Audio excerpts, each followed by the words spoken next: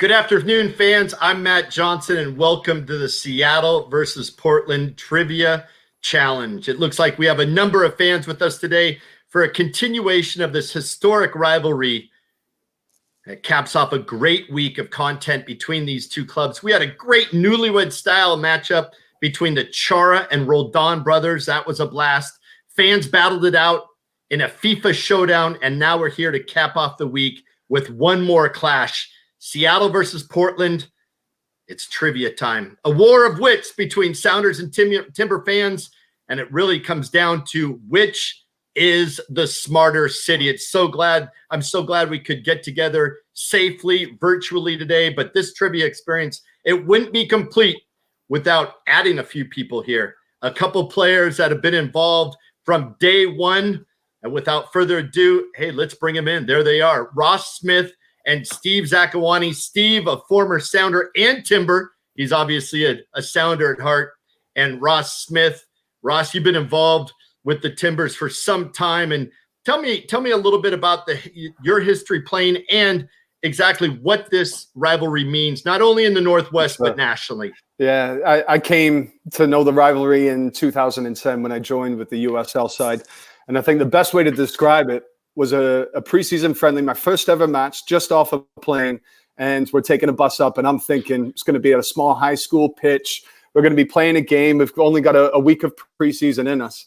And lo and behold, we pull up to CenturyLink Field and thinking it's going to be cavernous, nobody there. 25,000 people at the gate. I was up against the guy who's next to me here, and he got the better of me a couple of times. We've been bantering a little bit.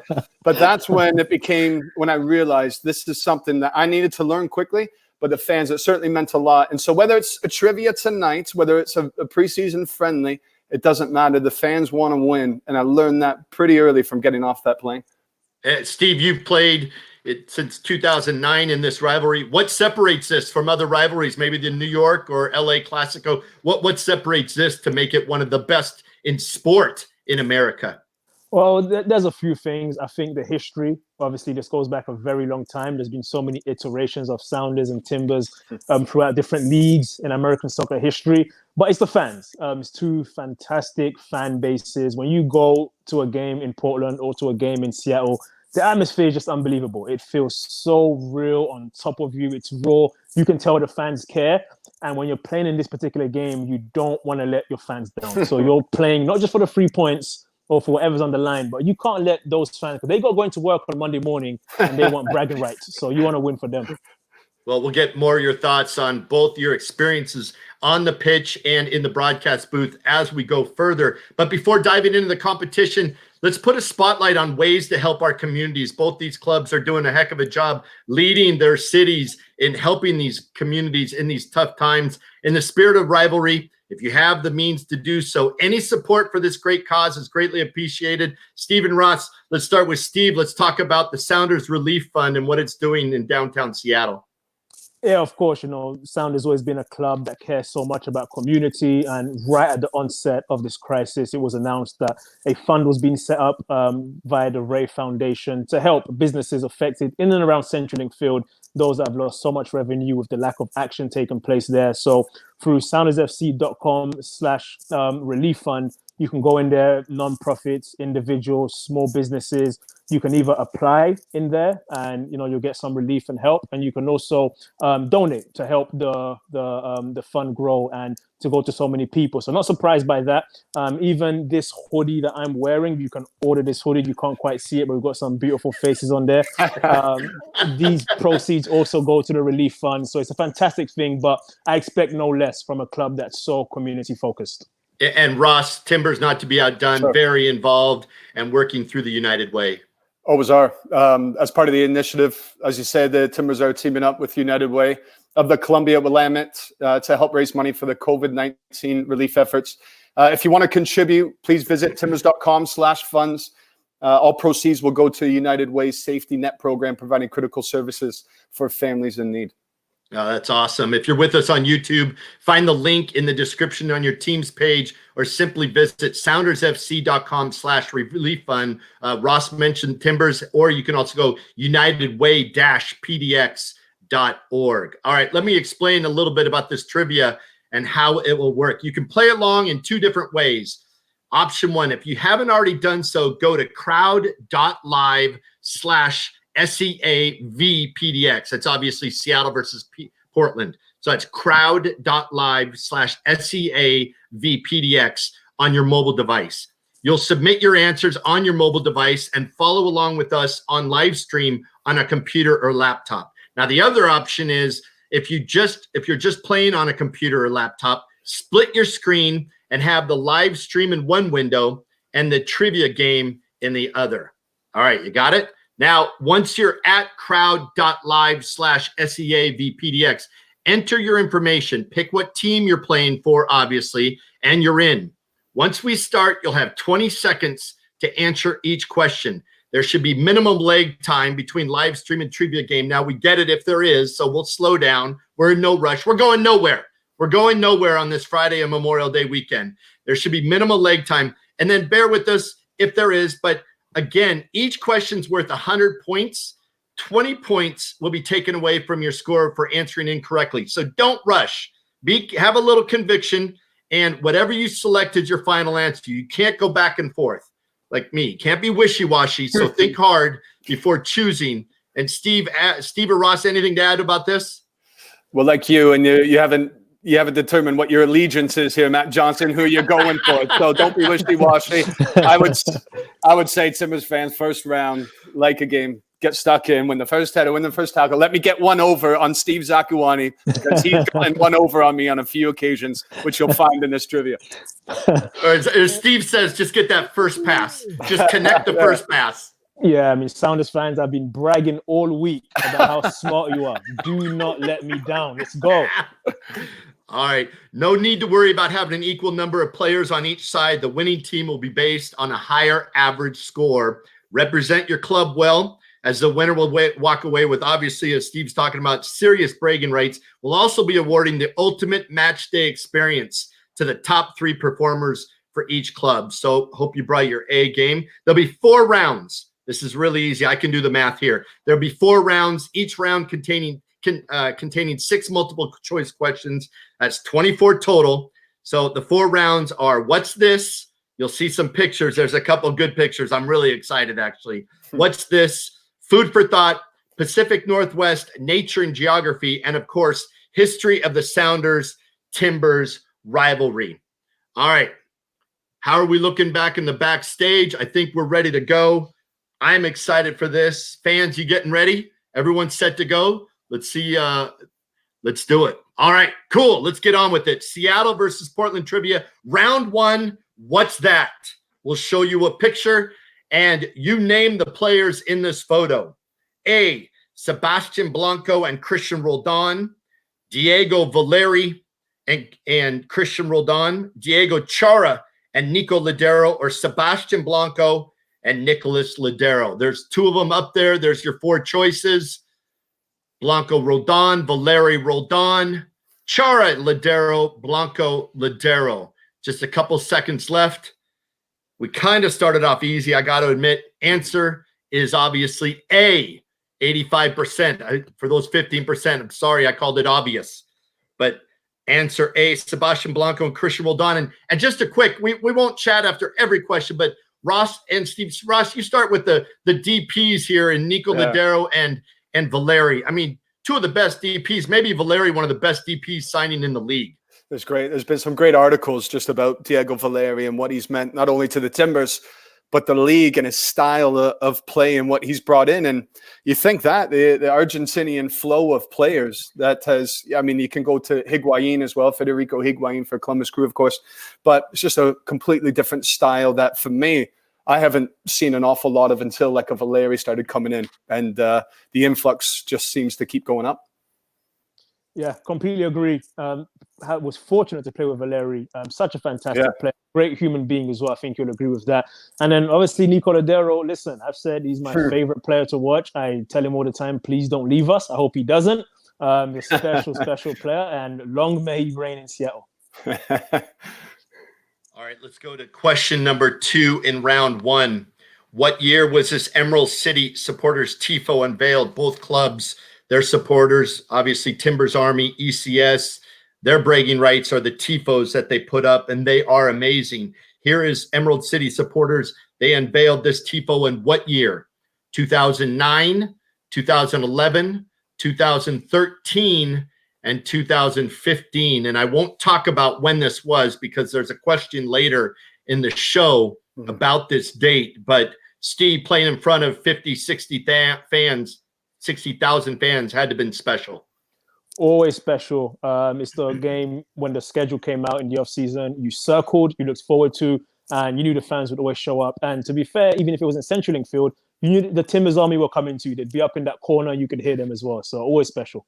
And Ross, not to take Providence Park, I usually get some bad mail because I brag too much about Providence Park. You know where our broadcast booth is. Seriously, you sit right over on midfield. You got both benches. It is right up there with one of the best atmospheres in the league. It's like the intimate concert that you go to, and you go and you feel like you're close enough to the players, but you're surrounded by the crowd, and you're in it. You feel like you're right there in it with the players. And you know, I'm biased, of course, but I think for that reason, it's the best venue in MLS, and it's one of the top venues when you talk about world soccer because of how you feel as a fan going to these matches. Very Craven Cottage-y, wouldn't you say, Steve, down south?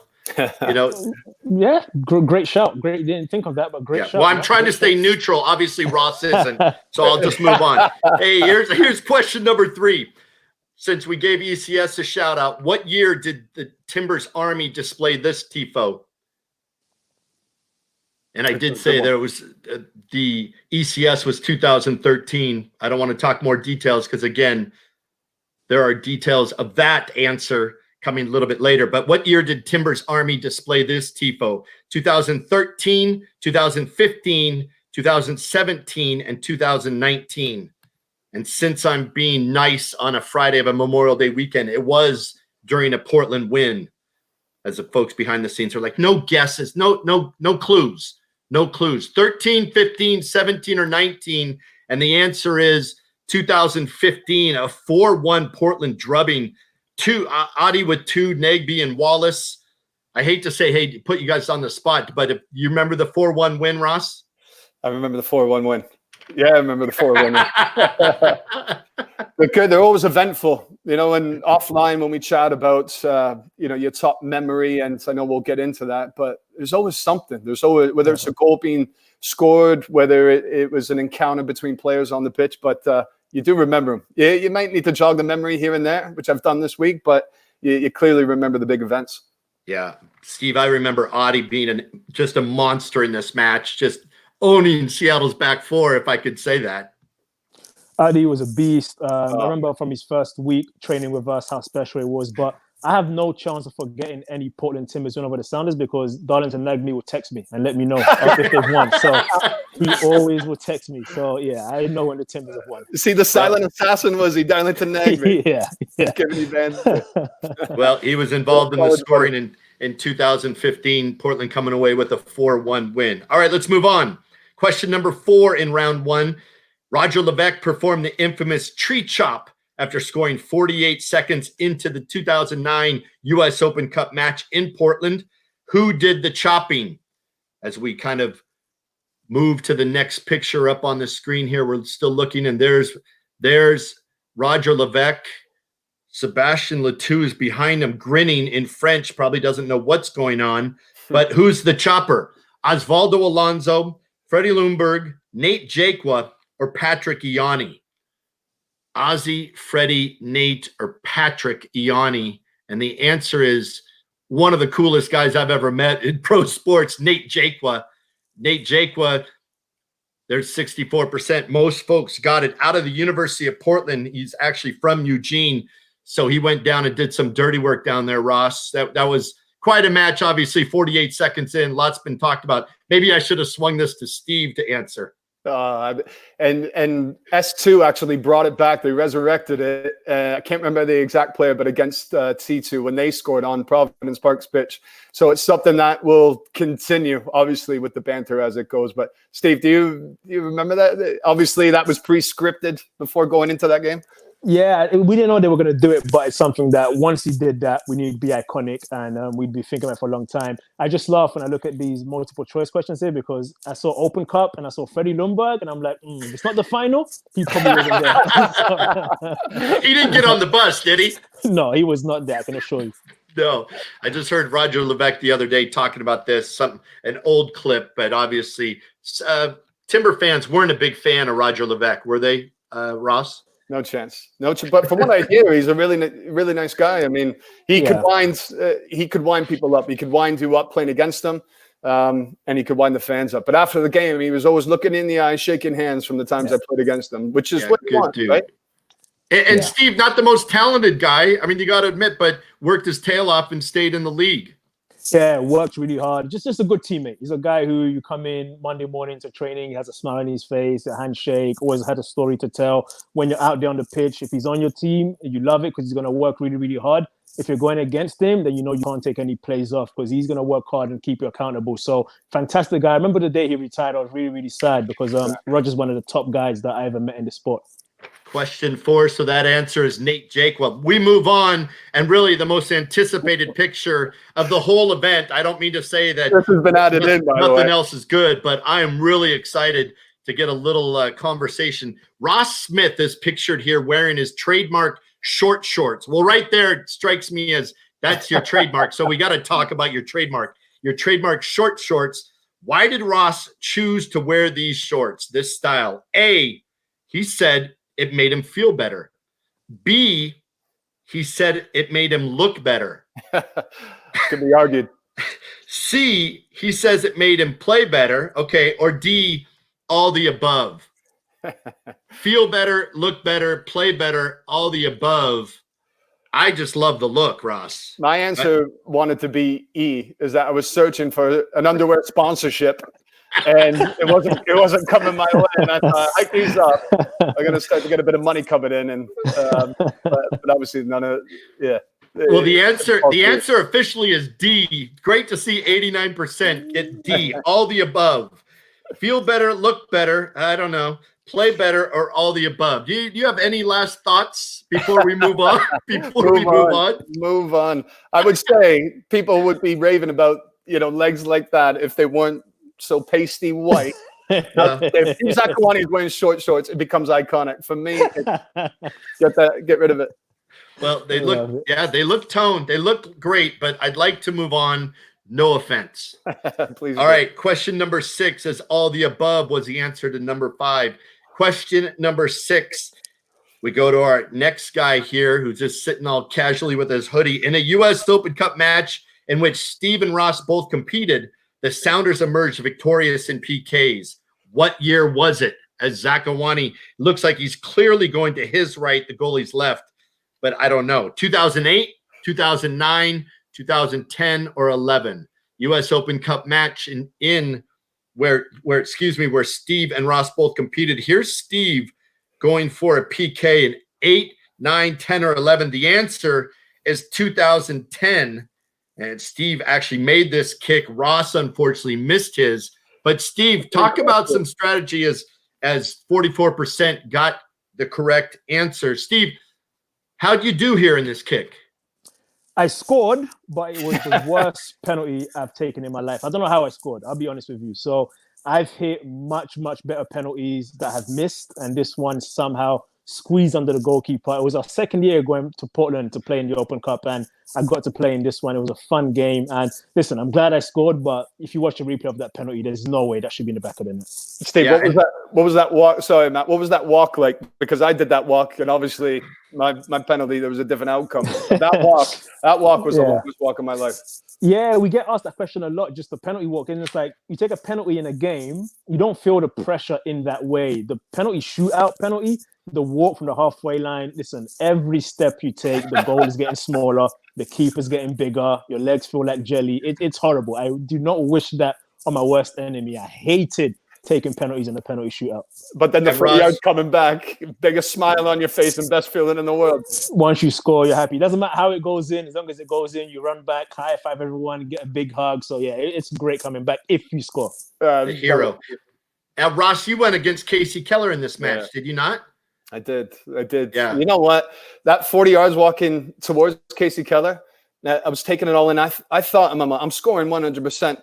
But I thought, I'm going to give Casey Keller the eyes. He's never seen this trick. If I look one way and put the penalty the other, no way Casey Keller has ever seen this from a player. And he could have dove the other way, got back up, and still made the save. Brutal. Which, not to stay on this, you're good-hearted. Which way did you go, and did he go the right way? I went to Casey Keller's right, and he went the correct way. Like I said, he could have chested it, he could have controlled it, he could have done anything. It's 50-50. He always tells me there's no pressure for goalies because you just dive one way. You just go one way. So, all right, let's move on. Hey, let's take a look at the standings after one round, if we can. We'll look at the team that won that round. Portland Timbers. There's Ross's team, Portland Timbers, 297-290. And what team is in the overall lead is obviously the same because we've only played one round. Can we take a look at the individual who's in the overall lead? Because I'm looking forward to calling out some names and unless we just want to go back to Steve Zakawani's. Steve, who was the goalie in that match? I couldn't tell you. I don't know who the keeper was. Ross, do you remember who played goal behind you? Yeah, Steve Cronin. Steve Cronin. Steve Cronin was with LA Galaxy prior, I believe, before the Timbers. So it's a good keeper. Yeah. All right, we got 3 perfect scores. You see them right there. MLS away fans, Troy and Abed and Haley. All right, we'll see if we can keep that up. I don't see who they are with, but we have 3 perfect scores. All right, round 2, food for thought. Steve's a foodie. Are you a foodie, Ross? Am I? Are you a meat and potatoes guy? I'm getting it's the Scottish blood in me. Yeah. It's the meat and potatoes, the tatties. Yeah, the pies at the games. Bigger the better meals. Me to have. Right on. All right, let's go to question 1 in food for thought. The top awards for American chefs and culinary professionals are named for what chef who grew up in Portland? A, James Beard. B, Julia Child. C, Jonathan Waxman. Or D, Charlie Trotter. It's an award for American chefs and culinary professionals. What chef who grew up in Portland? What was your favorite place even in Portland? Favorite restaurant? It was a Peruvian place, I think it was, called Andina. So I absolutely loved the food in Portland. So good. I mean, Seattle was great as well. I didn't expect Portland to be that way, and we fell in love with it. And Andina is probably the top spot that I went to. Yeah, it's quality. Ross, no pub or Irish potato bar.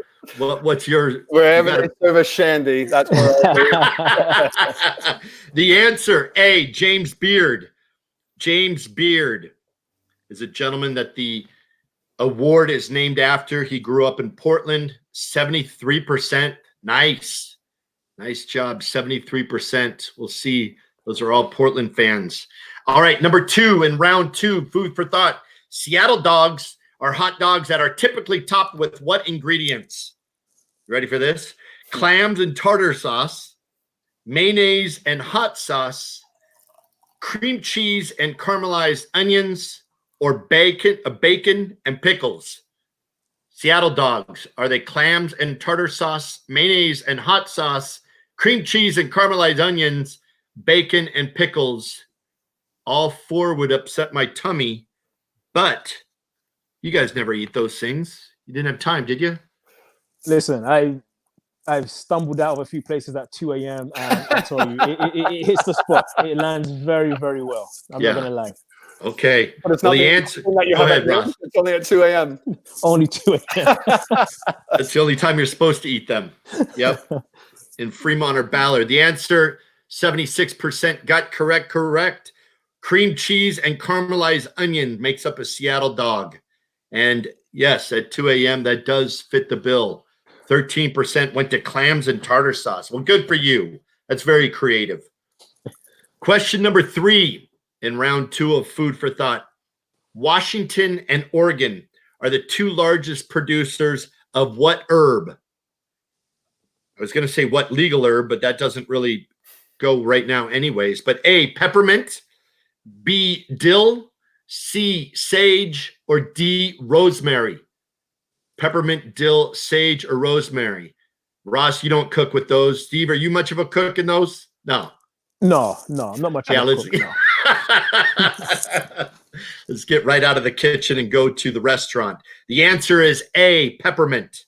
Washington, Oregon, and Oregon are the two largest producers of peppermint. And if you have anything to add, a bunch of people went to rosemary. So that's a big one. If the 15% got to peppermint, you are in the lead, as that was really split up. That's a hard question. Huh? Yeah, I didn't know it. I had no idea, to be honest with you. Yeah, throwing darts. So that could throw things off there when we look at the standings at the end of the round. Question 4, round 2, food for thought. The largest drive-through coffee chain in the country was founded in and is based in Oregon. What is it? Black Rock Coffee, Dutch Bros, Caribou Coffee, or Costa Coffee? Are you a get up in the morning, Ross, and have your coffee? Yeah. You got to have it? Pour the coffee on my face. Yeah, to get me get her going. Yeah. Steve, you're not a coffee guy, are you? I'm not coffee. I'm a tea guy, and then of course, every once in a while, a little bit of Bailey's with a tea, But I'm a tea guy. Yeah. Bailey's, Friday. Do you get your English tea? Do you have to get it sent over? Or can you find the taste that you need? I can find it here. It's not the same. So when I go home, I come back with a lot. So yeah, a lot. Yeah. So I bring it from home. Yeah. I remember Ridgewell was the same. Yeah. Put it in the duffel bag. All right, Dutch Bros. The largest drive-through coffee chain in the country was founded and is based in Oregon. It's Dutch Bros, and that's 86%. That's a whooping there on that question number 4. I just turned from cream and sugar to black. I'm trying to get rid of all the extras, so it's been a tough couple weeks. Yeah, I'm trying to get rid of the sugar and all that stuff. So a little more wired and like just too much zooming. So down to 1 or 2 cups, if anyone's interested. All right, question number 5. Food for thought. Seattle is largely responsible for the popularization of what type of food? Barbecue, teriyaki, vegan, or sushi? And when I read this just the other day, I thought 3 of these were possible. I thought this was a tough question, as tough as peppermint. But is it barbecue, teriyaki, vegan, or sushi? Got a few more sections. Steve, are you still on, what train are you on? I'm veganish. So, except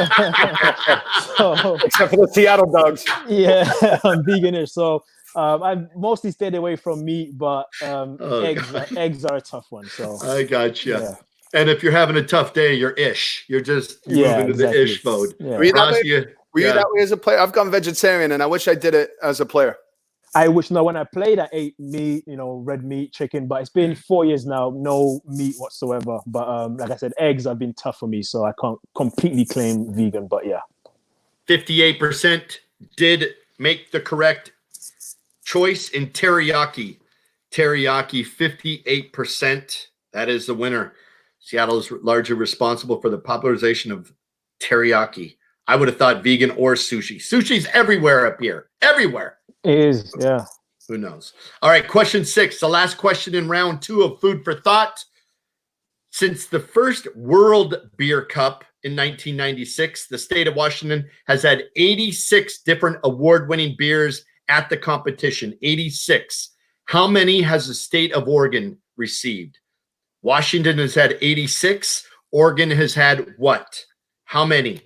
86, the same amount, 101, 133, or 147. 15 full seconds left. Washington's had 86. Has Oregon had the same? 101, 133, or 147? And the answer is 3, 2, 1, 147. That's awesome. It's amazing. Are you a craft beer guy, Ross? I'll dabble into a little craft beer. As you watch it, your belly start to go out the more pints that go in. But there's some great selections, isn't it? I mean, both in Seattle and in Portland. And, it's tough to resist when you're going out to catch up with people and a pint here or there. You always want to try new things. But there's some good spots. Yeah, we're always saying we're going to meet before or after a game, and it never happens. we're busy. We're busy, You sidestep us. That's where you get back on in that car and you head straight back to Seattle. Well, you're right. You're right. This was split up. Only 13%. This was a tough question. 13% got the correct answer of D of 147. So that should split it up. All right, let's go to the standings. What team won the round here? See what team won the round. Ooh, there we go. Seattle Sounders make a comeback, winning this round 245 to 189. The overall lead, which team is the overall leader? Oh, wow. Not only closed the gap, they jumped Portland Timbers 470, to 418. What individual leads? Let's see if there's still a perfect score. Nope, but we have a tie. 1, 2, 3, 4, 5, 6, 7. 7-way tie. Awesome.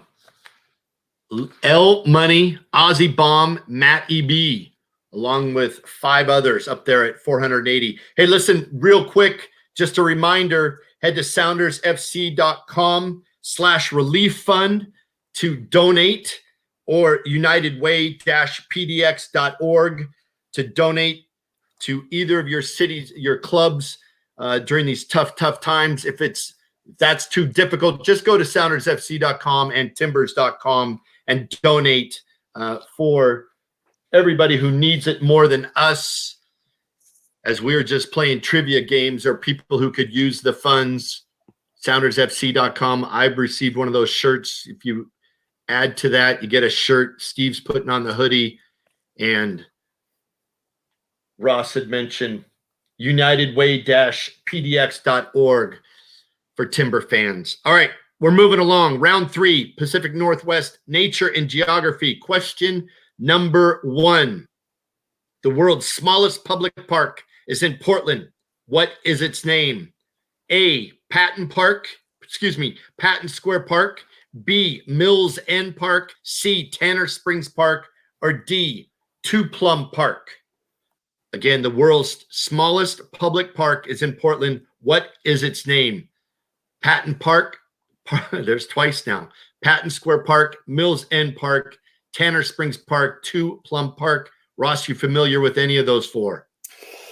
I do think I know the answer for this, and it's puny. I think it's just one tree, and that's it. You blink and you buy it. The answer is Mills End Park, and there's one tree for it, huh?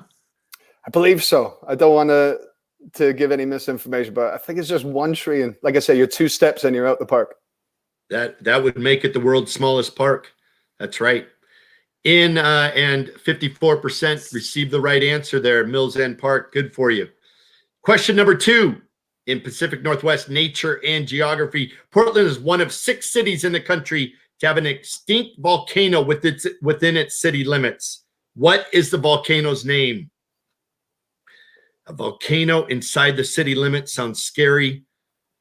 Is it Mount Hood, Mount Scott, Council Crest, or Mount Tabor? Is it Mount Hood, Mount Scott, Council Crest, or Mount Tabor? As we just passed the 40-year anniversary of Mount St. Helens blowing its stop. There's your 4 answers. We got to ask Steve Zakawani. He loves hiking, doesn't he? So we got to ask Steve Zakawani. Listen, this whole section is not for me. Honestly, this is not for me. No chance. Stay home. The answer is Mount Tabor. Mount Tabor is within the city limits of Portland. And Steve, briefly, you're just not, how about a bike? Will you get on a bike? No, I won't. I'm excited a long time. I'm just stay at home, hang out at home. I can see Rainier from my house, and that's enough. That's good enough for me. Yeah. 60% of the voters guessed correctly in Mount Tabor. Question number 3 in Pacific Northwest Nature and Geography. What is the largest city by square mileage in the Pacific Northwest? A, Seattle. B, Portland. C, Eugene. Or D, Tacoma? What is the largest city by square mileage that Steve will not walk in the Pacific Northwest? Seattle, Portland, Eugene, or Tacoma? Almost done with round 3. The answer, as it's spread out, is Portland, Oregon. Seems right. Seems right. We were discussing this the other day that Seattle seems big, but you got water, mountains, the whole thing. Portland's the correct answer, and not many people got that correct. Just 21%. That's going to open things up. No comments from the gallery for nature and geography. Mount Hood has an elevation of 11,250 feet. How much taller is Mount Rainier? Mount Hood's at 11,250. How much taller is Mount Rainier? A, it's not. B, 783 feet.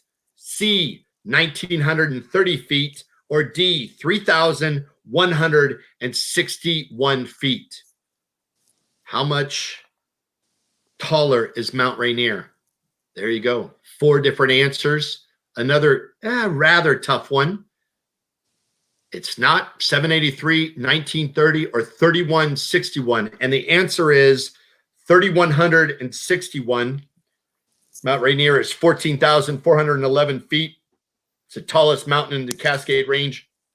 And like we said, 3,161, 50% got that correct. Steve guessed B, 783 feet.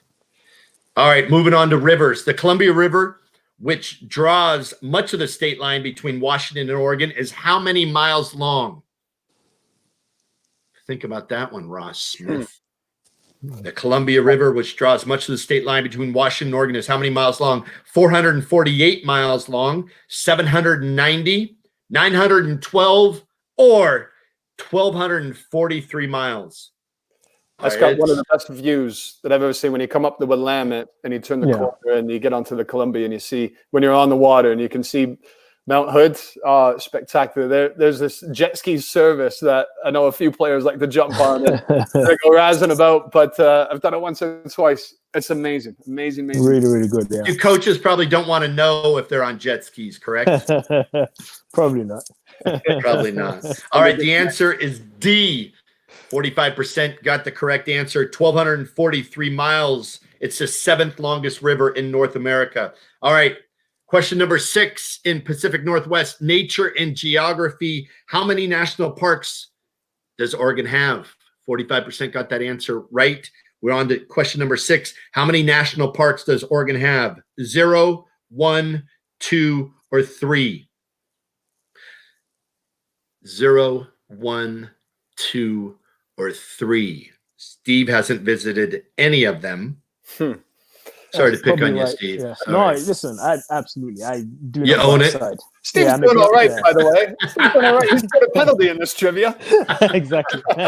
You got shorts going on. That's not bad at all. The answer is 1. Oregon has 1 national park. Crater Lake is Oregon's lone national park. Washington State has 3. Olympic, Mount Rainier, and North Cascades National Park. And small 32% had that correct. Spread all out. Can't wait for the standings. If we can, let's see if Steve's squad, the Seattle Sounders, are still in the lead after the 3rd round.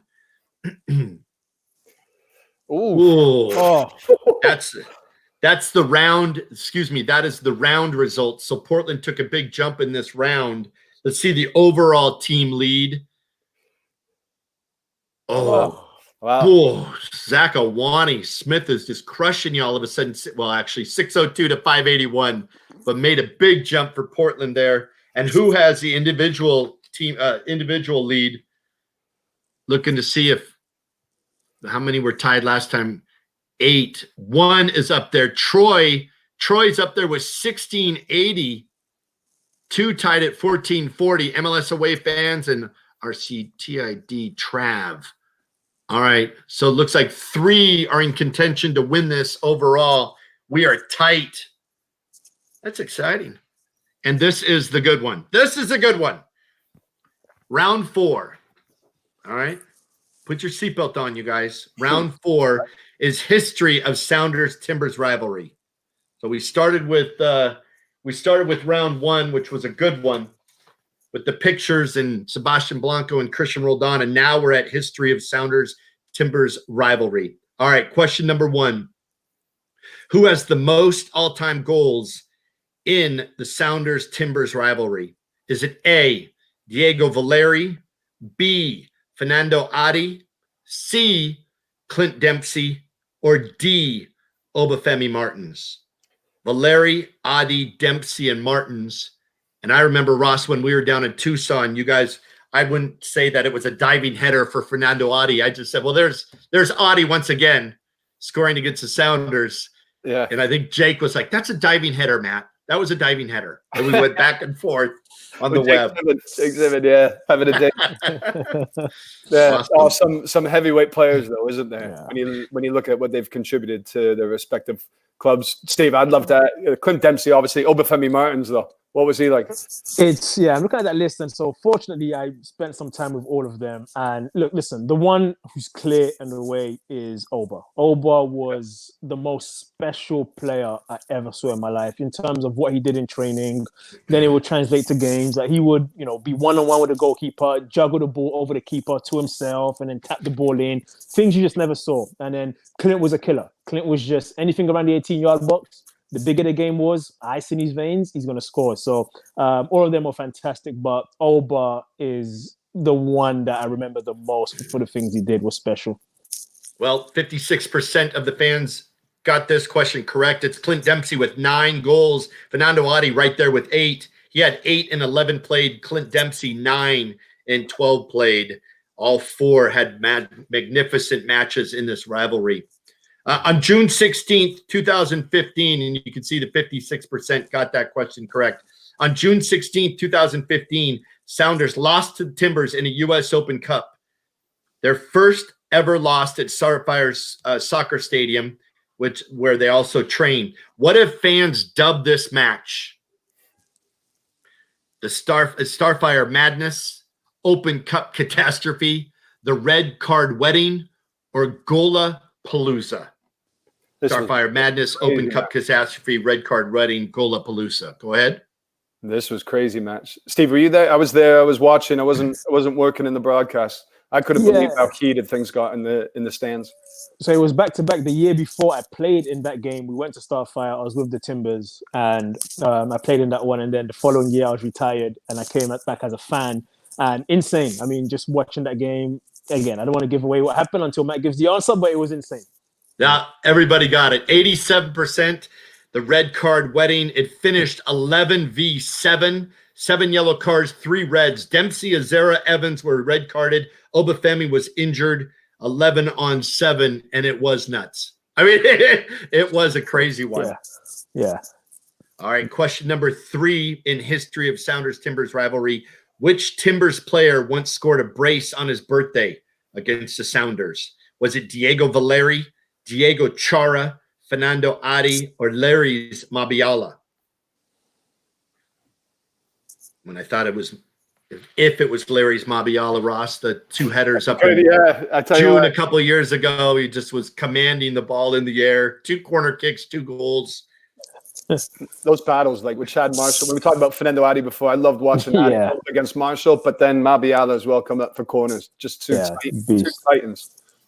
And I don't mean to throw anyone off, but the answer was Diego Chara, who scored those 2 goals down in Portland.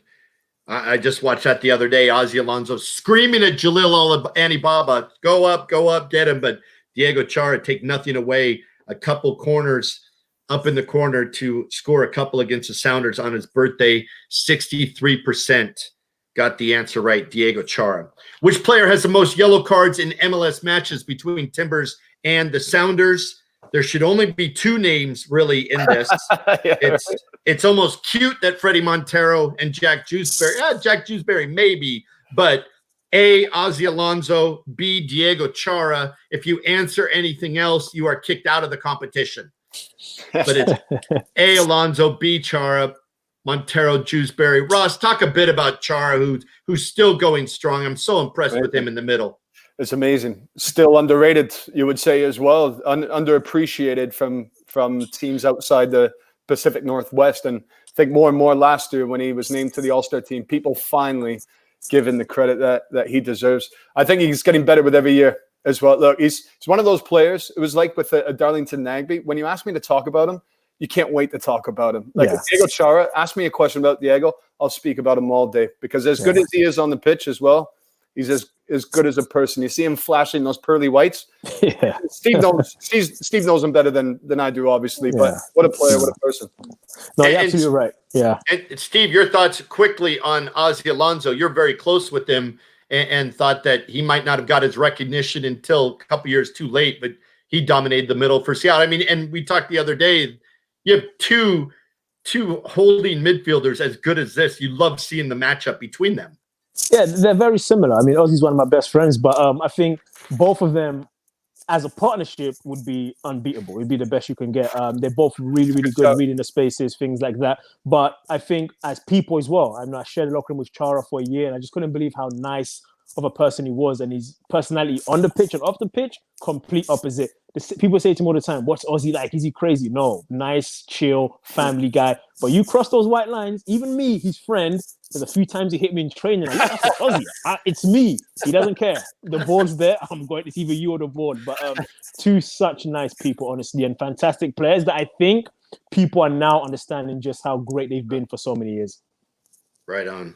All right. Who's the only player? This is question number 5 in the Sounders Timbers rivalry, round 4. Who is the only player to score an MLS goal for both the Sounders and the Timbers? Mike Facito. Did I even say the last answer? I don't think I did. Ozzie Alonso was the answer. Who's had the most yellow cards? Pardon me. 44%. A little dip. 53% took Chara. I apologize. Ozzie Alonso has the most yellow cards in an MLS matches between Timbers and Sounders. We got all excited. Who is the only player to score an MLS goal for both Sounders and Timbers is question number 5. Is it Mike Facito, Adam Moffat, Kenny Cooper, or Stephen Keel? Facito, Moffat, Cooper, and Keel. Here's a cool little added trivia. Jake Zivin ran a trivia for Timbers fans, Timbers staff last week. Mike Facito was the only player in Timbers MLS era who went to an Ivy League school. He's done well for himself. Yeah, I thought that was really cool. Like how Jake Zivin dug that fact out. Wow. It was pretty cool. Yeah. Wow. Another nice guy. And the nicest, one of the, again, nicest guy, Kenny Cooper. Kenny Cooper scored against each of these teams. He did in the rivalry down at Providence Park, a little tap-in at Providence Park in front of the Timbers Army. Kenny Cooper, great guy. 64% got that right. Good for you guys. That's well done. Facito, Moffat, Cooper, Keel. Let's go with Cooper. All right. Last question is the big one. Deal breaker. Until the 2019 MLS Cup, which date against the Timbers was the largest home crowd for the Sounders at CenturyLink Field? August 25th, 2013, August 26th, 2014, August 21st, 2016, or July 21st, 2019. Before the MLS Cup last November, where there was 69,274, what was the largest home crowd at CenturyLink Field? And I'll give you a little hint. It also had to do with that TIFO. It was August 25th, 2013. Unbelievable. It was 67,385. 44% got that. Steve, again, the large crowds, you saw them growing up in England, but you come over here, it compares to many at CenturyLink Field, many in not only Europe, but Spain. No, absolutely. And I think sometimes you can have a large crowd, but the atmosphere is not great. I think those two teams get large crowds, and then the atmosphere still is really good. The fans are into it. Playing in CenturyLink was always special. Playing in CenturyLink in that game, that derby game, was a different level. Like I said, the fans were into it. You could feel the energy. If you were a goal down, the fans gave you a boost. If you went a goal up, sometimes you get a little bit nervous. You don't want to give it away because the Timbers Army start going. So it just was fantastic. And I think it's a testament to both fan bases for how much they've added to the rivalry, not just the great players and great coaches, but in the stands as well. Well, before we get to the final standings, and I'll get your thoughts here in a moment, Ross, this is it for us online, but we're going to finish up the weekend with a couple great matches. Both clubs are re-airing different broadcasts, which make just a little bit of sense, right? So tomorrow night on Joe TV, SoundersFC.com or Sounders FC app at 7 p.m. The 4-2 win from August of 2014. Steve, you played in that match, did you not? I think you played for the losing side. Probably like 75 seconds. I don't know. Yeah. I don't know. I think I played a little bit, probably, yeah. You came in about the 80th minute, didn't you? Okay, good. Okay, 10 minutes. Down in Portland, it was a sunny day. You took a couple shots. There was a guy open back post. You didn't use him. It's an appearance bonus. Yeah, I'll take that. So that's tomorrow on Joe TV at 7 p.m. On the Portland side of things, Ross, also at 7, you can catch the Timbers 2-1 win versus Seattle from June of 2012. Yeah. You might remember that. But Jake Ziven, we mentioned earlier, will also be hosting a live chat throughout the match. That's on timbers.com. Ross, do you remember 2012? I don't remember 2 years ago. So I remember the big moments, but I have gone back this week to watch it. Jake will be on with Jack Dewsbury, Footy Danzo, and David Horst. So there were some big moments in that game, and a lot stand out. But honestly, the Tifo at the start, Clive Charles was part of the Tifo at the start. Obviously, legendary coach from England. He's actually born in Dagenham. I never knew that until looking into it a bit more. But Clive Charles, coach at University of Portland, coach for the U.S. men's national team. There was a TIFO for him. He's no longer with us. So that was a special moment, I would say, in 2012. Right on. 2-1 win versus Seattle, June of 2012, timbers.com. All right, it's time. It's looked like everything's been tabulated. Let's go to, I want to go to the winners. Let's look at our winning club. I'm not moving on from my Friday if I don't know the winning club. Don't do that look, Steve Zakawani. I'm nervous. I'm actually really nervous. Seattle Sounders. That's the 319 to 223. I think you've got it. Wow. I think you've done it. That's the round. Pardon me. Thank you very much. The round win with the history is 319 to 223. Here's the overall winner that could have done it because it was very close. I think we had like 20 points to make up. Love it. Absolutely love it. Gotta love that. 795 to 737. The Sounders pull it off. Where's the bonus round? Where's extra time in here? Those are two great scores, though. That's actually very, very close for trivia. But yeah, we'll take the win. We'll take the win. Wow. All right, we're getting our individual winners from both Portland and Seattle. The Sounders winners, Troy and Abed. Stormwind, second place, Stormwind. Third place, come on, I am just so nervous. This was close.